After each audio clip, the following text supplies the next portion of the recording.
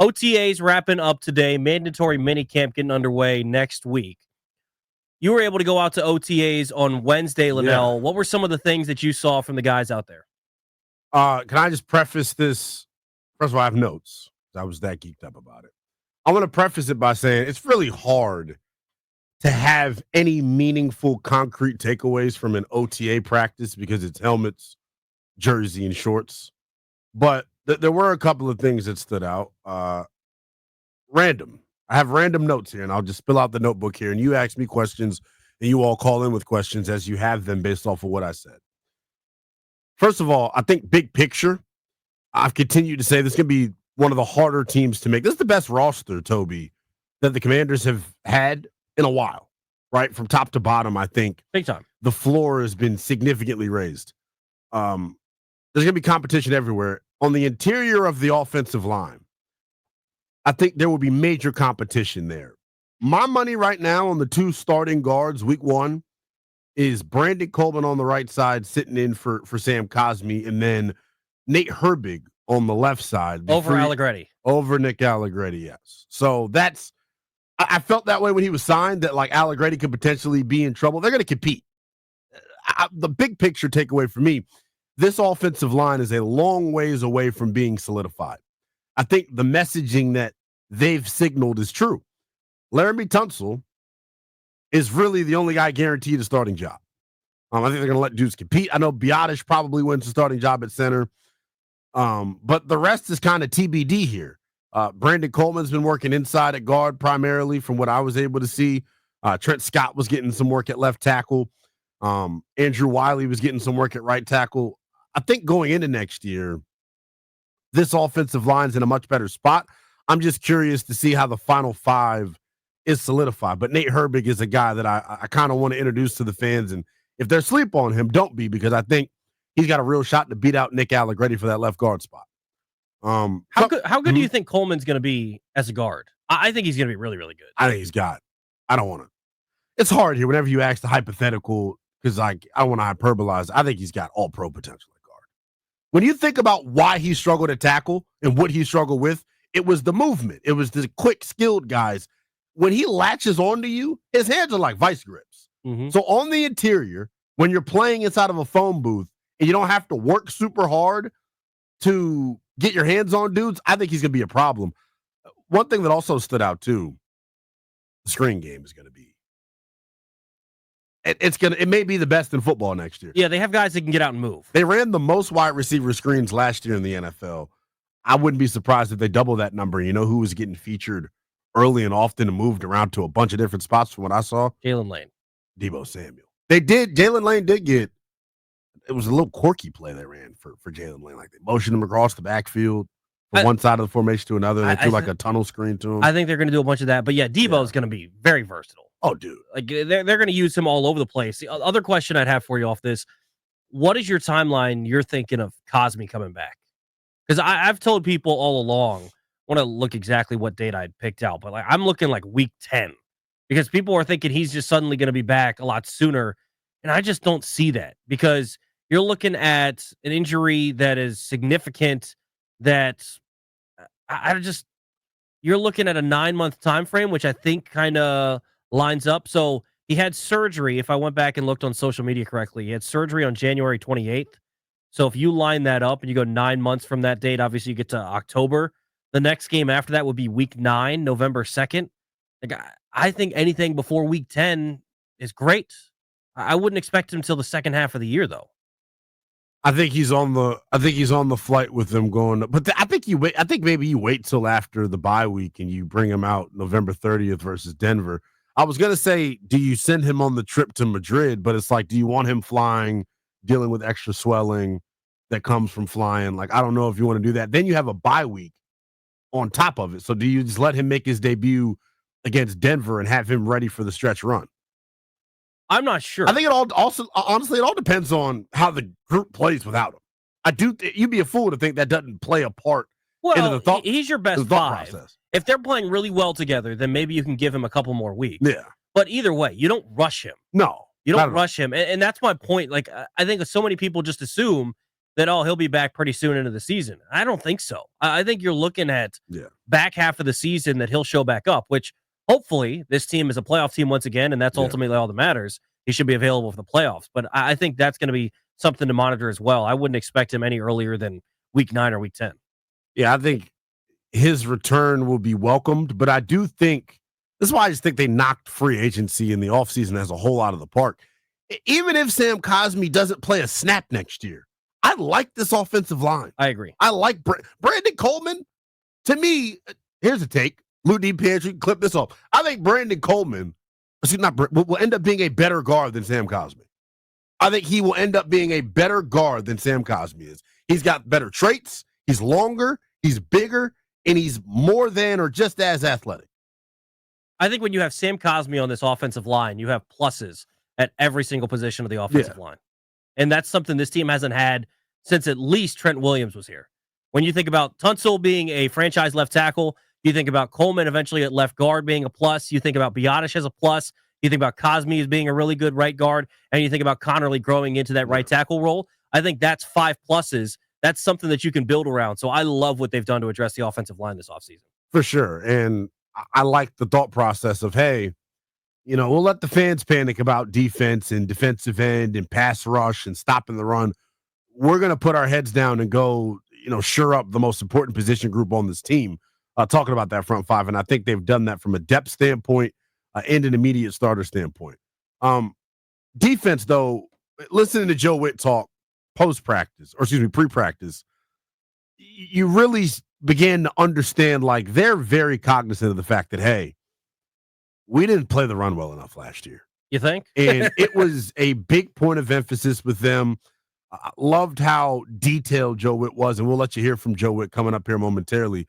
But I loved how detailed he was in terms of providing a solution, right? Like, they went out and attracted and sought after, rather, bigger body types. They're focused on length and play strength and being better at the point of attack. And I think that's the issue. The other part is this, that we didn't realize. The injury to Jordan McGee screwed them last year. They had plans of him starting week 1. They were going to run 3 linebackers off the rip week 1. He said as much in the presser. But you can't let one injury screw over your entire defense. It changes your personnel. That's fine. It changes how you... One person can't change, especially a 5th-round rookie. It goes from playing in your base more primarily to now playing nickel a whole lot, which they lived in. I think they want the philosophy that they have at linebackers. They've got 2 out of 3 dudes, because Bobby's really can't run, that have speed that can go out and cover tight ends and running backs and play the flat with McGee and Luvu. But injuries are a part of football. Bigger. Injuries are part of football. Just because one guy gets hurt, specifically on the defensive side. Yeah. It's different if we're talking quarterback. I get that.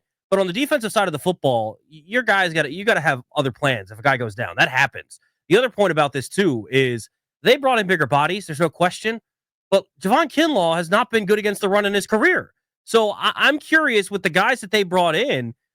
I think Dietrich Wise is a good run defender, but some of the other guys that they brought in have not been historically good against the run, and that's how they're solving the run, by bringing in bigger bodies that sucked at the run wherever they were previously. So they must have a plan, like you said, which is great. They need to have a plan, but I'm still a little bit skeptical of some of the moves they made defensively this offseason.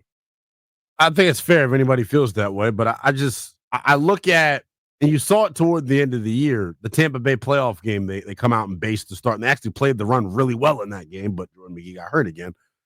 They want to play, allowing them to play in their base more and actually playing 3 traditional linebackers. You're bigger. You fit the run better with bigger guys, faster guys that can take on blocks and also cover at the same time. I think that was huge. The other thing is kicking Mikey Sainris still back inside. I think helps your run defense 100% immensely as well, because he's the alley force player. That's why I thought getting Amos in the 2nd round was so big. Yeah, because without him, Jonathan Jones could play out there, but you didn't have another size-wise like boundary corner. Now you do. We'll see how early he can get on the field and be an impact player for this team. But I think having him and Lattimore be your boundary corners, at least second half of the year, hopefully. Sammer's still back inside. Jonathan Jones kind of as a swing piece there. I think that's going to be huge for this team. For sure. And they love Trey Amos, by the way. They should. Just hearing Joe Witt talk about him, watching them light up when they speak of him. They love the young man, and I think they have every reason to. He is going to be a big piece of this thing, like you alluded to. If he can hold down that outside corner spot and Marshawn Lattimore comes in and is in good shape, then I think they'll be fine. Here's something, I think we said this last time we were together, the last time I was sitting in on the show. I think the moves they made this offseason at corner speak to their uncertainty about Marshawn Lattimore. It speaks to them trying to have a contingency plan in the case and scenario of he's not ready, he's not reliable, he's not trustworthy. Because you brought back Noah Igbenogany. Jonathan Jones is a pretty seasoned corner that's got plenty of starting experience as a Super Bowl champion, would start on every team in the NFL pretty much. And then you also spent pretty significant draft capital on Trey Amos. So all of that to me speaks to, Lattimore is under contract, but can we count on him? Can we rely on him? I think that was part of the rationale on why they made some of the moves. But I think a majority of it is they didn't love how much they were going to have to spend to get an edge rusher and free agency of a big time pass rusher, or they didn't love going there at 29 over a Connerly. And so in turn, they decided that the best way to make sure that they could still get a pass rush is by improving the secondary so that they can actually send more resources in terms of blitzing guys, 5 and 6 guys at the quarterback, and not feel as bad because you've got corners that you feel like you can trust on the back end. For sure. And I think, and I wish the mic didn't make his way around to me, Toby. But what I wanted to ask Joe Witt Jr. when I got the chance to be out there is, last year they blitzed at a pretty high rate. Exactly. I pulled the number up here. They had the 6th highest blitz percentage in the National Football League. Was that by design, or is it a byproduct of you not being able to generate pressure with your front four? Because it changes the dynamic completely if you can have the ladder, right? 100%. I think this defense is naturally aggressive. I think that's how they want to play. I think they want to force the issue. Yeah. That's how you're going to force turnovers. You don't force turnovers generally by just rushing 4 that can't get home and just sitting back in coverage and waiting. You got to force the issue, get the ball out. He misses, he overthrows, whatever it may be, and you force the issue some. That was kind of my issue with JDR's defense. Was JDR would kind of sit back. Yes, he's going to rush 4, vanilla, just very, very. We'll just chill and let.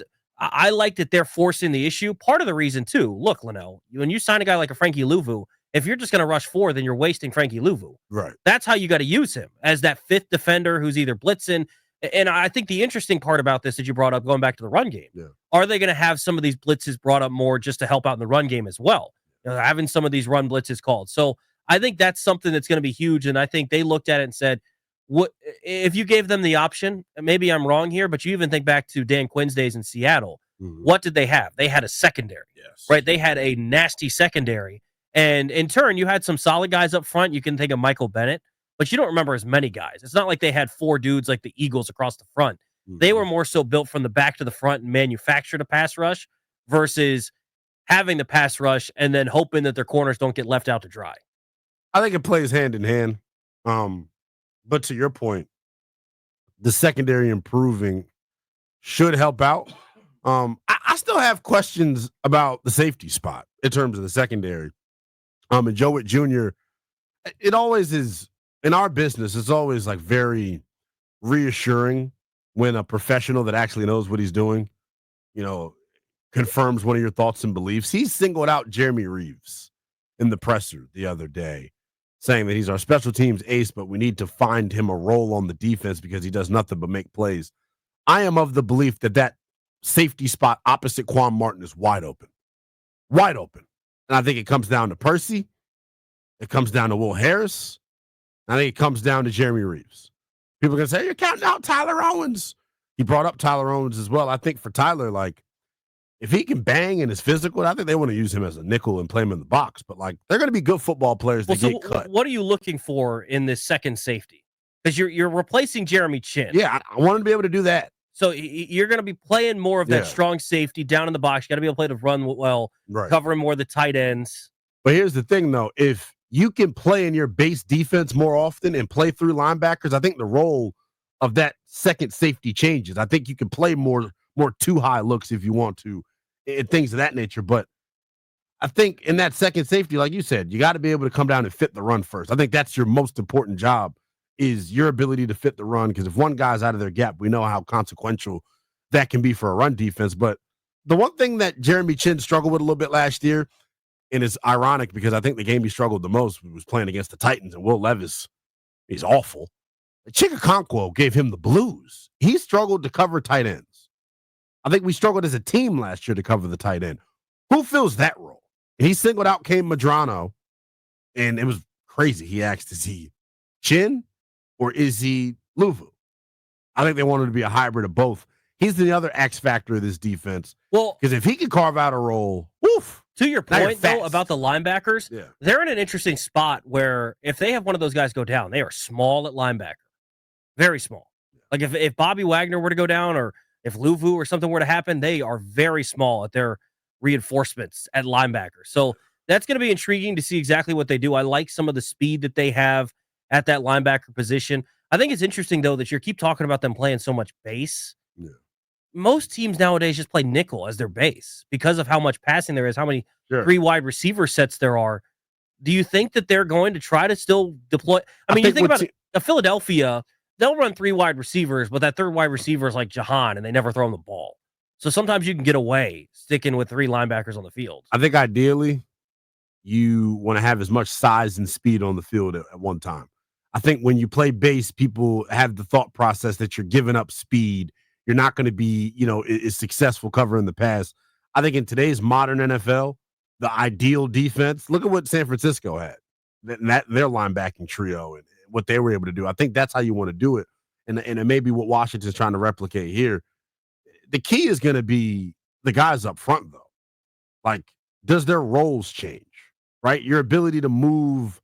And I understand, like, he's got a lot of pressure on him because I think fans kind of it was the first signing of the offseason. So it's like, oh, we're on board. We're geeked Kinlaw? up. Kinlaw. Yeah. He got paid a pretty considerable contract considering what he hasn't done in this league. So we talk about Lattimore being one of the quote-unquote linchpins of the defense will determine success and variance of success. I think Kinlaw as well. If he could be a freak show and game wreck and penetrate and get upfield, I think it makes them better as a unit. Yeah, you certainly hope so. I mean, that's what they signed him to do. Yeah. I think he's ultimately going to be the Payne replacement as well after next season. That's an interesting dynamic. I do think that he's going to have to be they paid him more than I would have paid him. So he's going to be someone I'm monitoring for sure.